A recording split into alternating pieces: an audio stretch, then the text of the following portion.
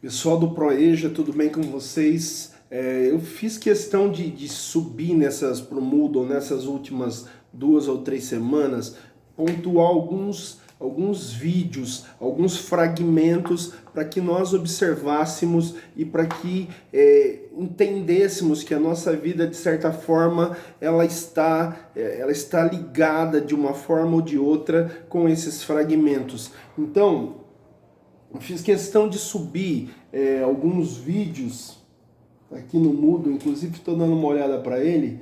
Então, na aula 7, Educação para as Relações Interpessoais. E aí eu pontuei lá 2 fragmentos, um de Gênio Indomável, que é um filme espetacular, onde o protagonista principal é um menino problemático.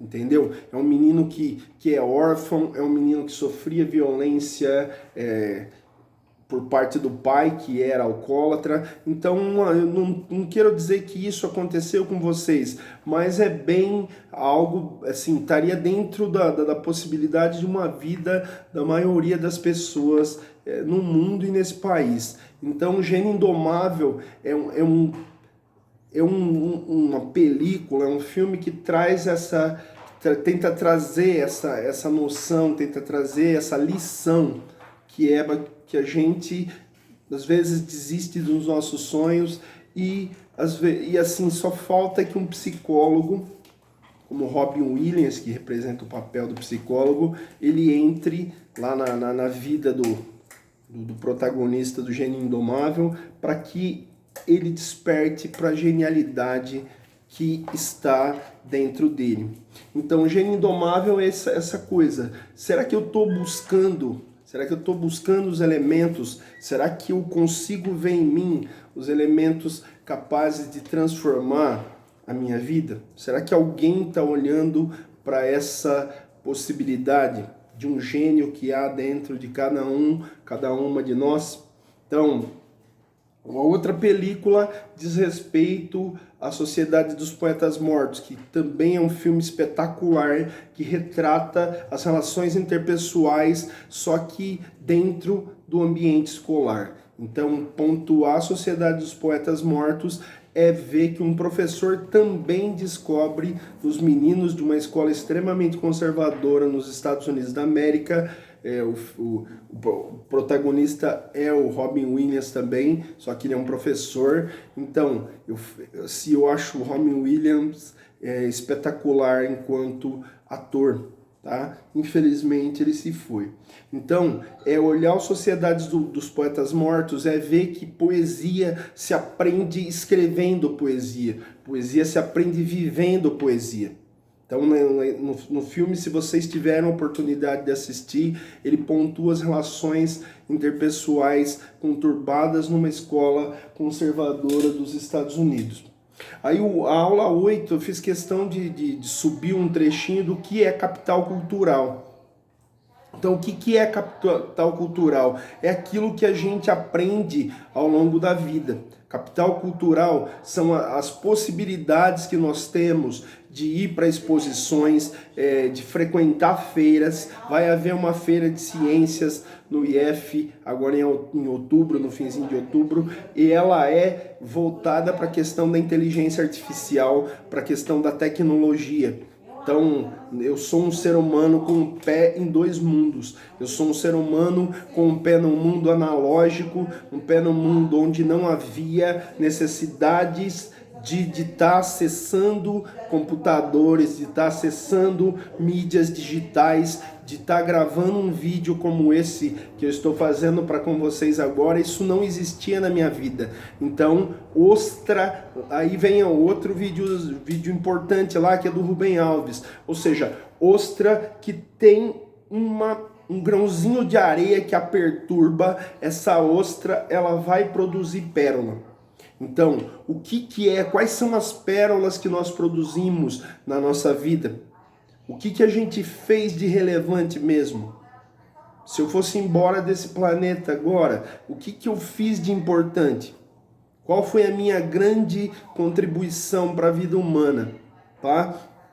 Então o Rubem Alves, ele com aquele jeito simples, com todo o conhecimento que ele possui, ele pontua que as ostras, que os grãozinhos de areia em que incomodavam ele, fizeram ele produzir livros, fizeram ele produzir ideias. Então, quais são os grãozinhos de areia que nos incomodam e que vai fazer com que a gente produza coisas espetaculares para a nossa vida? Nós estamos vivendo um momento muito grave, muito difícil de pandemia, e aí nós temos também a chance de mergulhar em nós mesmos e começarmos a descobrir coisas. Quais são os meus talentos? O que eu sei fazer, afinal de contas? Eu estou observando aí pelo mundo, você vê gente que não tinha nada a ver com culinária trabalhando com culinária. Então, as pessoas estão, de certa forma, se reinventando. Precisou uma pandemia, um evento muito ruim para fazer com que as pessoas mergulhassem dentro de si mesmas e descobrissem alguns dons, tá? Então, o Rubem Alves, ele pontua essa coisa da ostra feliz não produz pérola. Tá? E o outro vídeo que eu subi lá com relação à capital cultural, que é um olhar do filósofo e sociólogo francês Pierre Bourdieu. Pierre Bourdieu falava sobre a questão do capital cultural, que essa é a coisa que nós adquirimos, ou seja, o que adquirimos, o que lemos, o que vemos, quais filmes assistimos, quais séries assistimos, quais exposições frequentamos, vimos peças de teatro ao longo da vida. Então ele fala que esse é um grande diferencial, um dos grandes elementos que motivam o ser humano e faz com que esse ser humano sempre largue na frente daquele que não teve chance nenhuma. Então, hoje em dia não é a mesma coisa, mas podemos visitar o Museu do Louvre, podemos visitar a África sem sair de casa. Basta que nós tenhamos um programa de computador. E não é a mesma coisa, claro. Um dos meus grandes sonhos é conhecer a Capela Sistina e ver aquilo que os gênios renascentistas, um dos gênios renascentistas pintaram lá, que é o Michelangelo Buonarroti. Então, obras como a Mona Lisa, do Leonardo da Vinci, que está no Museu do Louvre, na França. Então, conhecer a África, conhecer Grécia. Então, eu falo muito para os meus alunos sobre Grécia, mas não conheço a Grécia. Então, o capital cultural no olhar do Bourdieu seria a chance que eu teria de conhecer esses lugares, entendeu? Então, a minha aula de Grécia seria mais rica se, em vez de eu falar para os meus alunos pura e simplesmente do Partenon na Grécia, o monumento à deusa Palatenas, eu tivesse lá, em loco, e visse o Partenon, e visse a Acrópole, que é a cidade alta, e visse e vivenciasse e observasse em loco as pirâmides egípcias. Então, a riqueza do continente africano, a riqueza da Oceania, a riqueza do Oriente, tá? Então, isto é capital cultural. Então, as experiências que o conhecimento me traz. Tá? Então, capital cultural do Bourdieu, esse conhecimento, hábitos do Bourdieu, ou seja, os circuitos de consagração social, eles são mais eficazes quanto maior a distância do objeto consagrado. Então, a ideia do capital cultural do Bourdieu estaria ligado ao conhecimento. A ideia do hábitos do Bourdieu estaria ligada às experiências possíveis e imagináveis, os circuitos de consagração social. Qual é o circuito de consagração social de um professor? É ser avaliado pelos seus pares em alta conta, ou seja, os outros professores me elogiarem, os meus alunos me elogiarem, as minhas alunas me elogiarem, o hábitos residiria nesse universo de possibilidades, ou seja, os trejeitos, as formas que um professor tem. Então, o universo dos professores, o jeito de falar, o jeito de se comportar, o jeito de sentar. Então, o hábitos estaria embutido nisso daí, tá? Essa semana eu fiz questão de subir 2 vídeos muito curtos. Um deles fala sobre o filme Eu, Robô, que é um livro do Isaac Asimov, e no filme Eu, Robô eu coloquei um trechozinho onde o robô pergunta pro personagem do Will Smith por que ele pisca pro outro ser humano.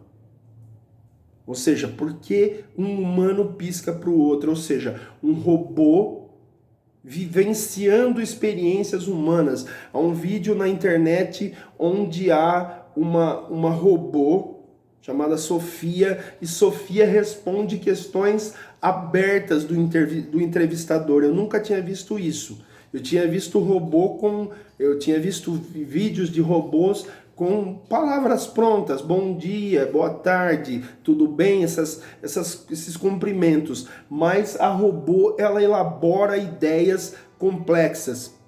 Entendeu? Robôs que jogam xadrez com Garry Kasparov, que é um dos maiores enxadristas do mundo. Então veja bem para onde as coisas estão caminhando. O humano ele sendo lentamente substituído. Agora, que universo vai surgir nas relações interpessoais, num mundo baseado em inteligência artificial? O tema desse momento da feira, que vai ser em outubro, ou seja, a edição da feira, melhor dizendo, os limites e possibilidades da inteligência artificial. Então, a inteligência artificial ela vai interferir dentro das relações humanas.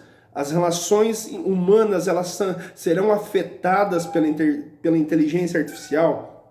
Ou seja, até que ponto religião, ética, moral, códigos de vivência em sociedade vão ser influenciados pela inteligência artificial. E eu subi um outro vídeo também com relação a um corredor queniano que sofre um mal súbito no fim de uma corrida de 10 quilômetros e todos passam correndo, mas um corredor que poderia ter chegado na frente dele resolveu parar para levá-lo até a linha de chegada. Eu ia subir um outro vídeo onde um espanhol, dentro de uma corrida de cross country, que é uma corrida entre cidade não cidade e natureza propriamente dita, e lá um corredor africano está para chegar, só que um corredor africano erra o caminho para a chegada. E aí o corredor espanhol, ao invés de chegar ele em primeiro, não, fez questão de mostrar para o queniano, ou para o africano, melhor dizendo, eu não sei a nacionalidade do corredor agora, infelizmente, mas ele aponta o caminho e fala, é para lá. E aí alguém pergunta para ele, pro espanhol, mas por que você não vence? Por que você não venceu? Aí o menino espanhol ele dá uma resposta que é extremamente impactante. Ele diz, que valor teria a minha vitória se eu chegasse na frente desse jeito? Então, é isso que eu quero de vocês. Pensem as relações interpessoais dentro do espectro de uma imensa gama de possibilidades. Observem esses sketches, esses vídeos pequenos. Observem se a vossa vida ela está imersa, ela está dentro de alguma dessas perspectivas que esses vídeos demonstraram, tá? Fiquem bem, boa sorte, gosto muito de vocês. Tenham sempre a noção de que você é o capitão da sua vida. O seu barco só anda se você remar ou se você o conduzir de uma forma que leve ele para um porto. Lembrem-se do Amir Klink, ou seja, o Amir